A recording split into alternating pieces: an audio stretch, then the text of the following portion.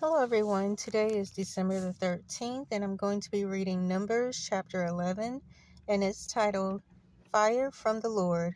And it reads, Now the people complained about their hardships in the hearing of the Lord, and when he heard them, his anger was aroused. Then fire from the Lord burned among them and consumed some of the outskirts of the camp. When the people cried out to Moses, he prayed to the Lord, and the fire died down, so that the place was called Taberah, because the fire from the Lord had burned among them. The next part is called Quail from the Lord, and it reads, The rabble with them began to crave over food, and again the Israelites started wailing and said, If only we had meat to eat. We remember the fish we ate in Egypt at no cost, and the cucumbers, melons, leeks, onions, and garlic. But now we have lost our appetite. We never see anything but this manna. This manna was like coriander seed and looked like resin. The people went around gathering it and then ground in it a hand mill or crushed it in a mortar. They cooked it in a pot or made it into cakes, and it tasted like something made with olive oil. When the dew settled on the camp at night, the manna also came down. Moses heard the people of every family wailing, each at the entrance to his tent. The Lord became exceedingly angry, and Moses was troubled. He asked the Lord, Why have you brought this trouble on your servant? What have I done to displease you, that you put the burden of all these people on me? Did I conceive all these people? Did I give them birth? Why do you tell me to carry them in my arms, as a nurse carries an infant, to the land you promised an oath to their forefathers? Where can I get meat for all these people? They keep wailing to me, Give us meat to eat. I cannot carry all these people by myself. The burden is too heavy for me. If this is how you are going to treat me, put me to death right now. If I have found favor in your eyes, and do not let me face my own ruin.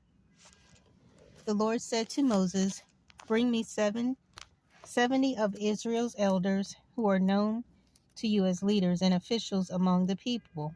Have them come to the tent of meeting, that they may stand there with you. I will come down and speak with you there, and I will take of the spirit that is on you and put the spirit on them. They will help you carry the burden of the people so that you will not have to carry it alone.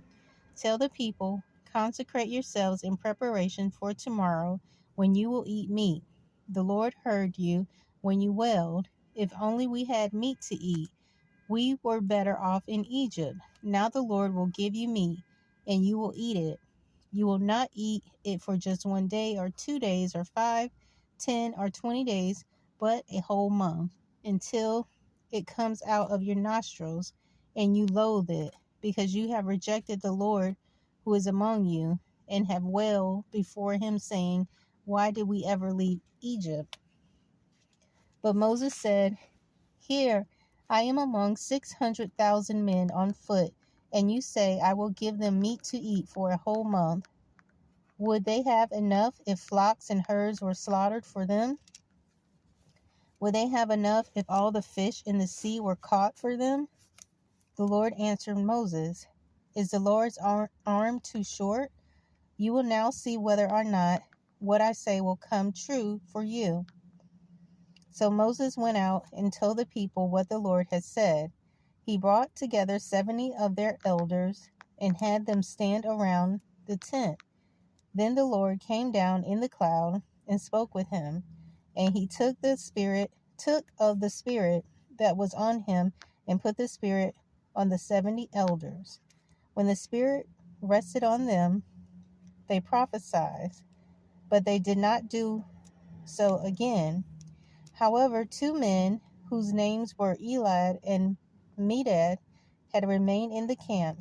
They were listening among the elders, but did not go out to the tent. Yet the Spirit also rested on them. and they prophesied in the camp.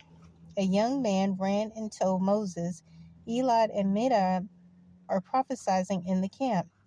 Joshua, son of Nun, who had been Moses' aide since youth, spoke up and said, Moses, my Lord, stop them. But Moses replied, Are you jealous for my sake? I wish that all the Lord's people were prophets, and that the Lord would put his spirit on them. Then Moses and the elders of Israel returned to the camp. Now a wind went out from the Lord and drove quail in from the sea.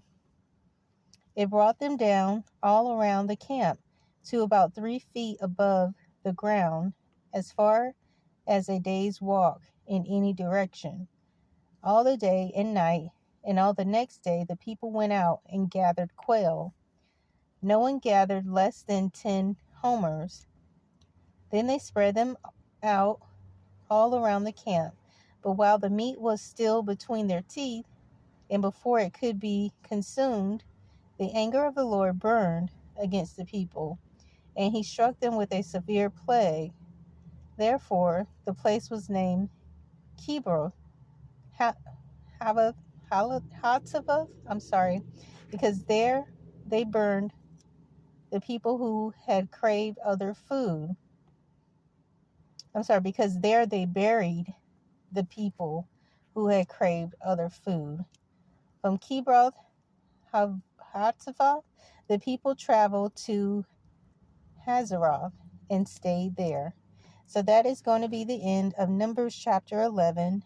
I will pick up in Numbers chapter 12, and I do apologize for the pronunciation of some of the names and words. But chapter 12 is going to be Miriam and Aaron oppose Moses. So I hope you'll join me again. Thanks.